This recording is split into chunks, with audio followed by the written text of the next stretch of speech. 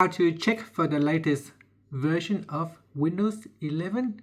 Now this one here is running 22H2, but that's not the latest. The latest now is 25H2. But how do you check?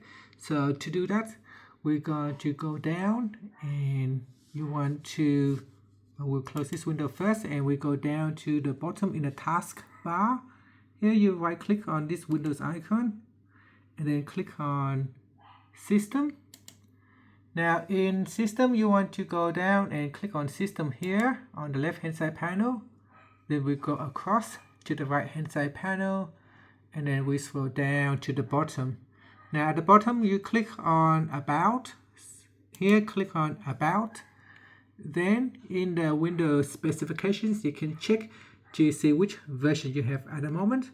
Now if it is not the latest, you can always go to Windows Update over here, click on Windows Update, and then you can click on Check for Update to get the latest version of Windows for your computer. And that's it. Thank you for watching this video. If you find it helpful, please like and subscribe to my channel for more videos.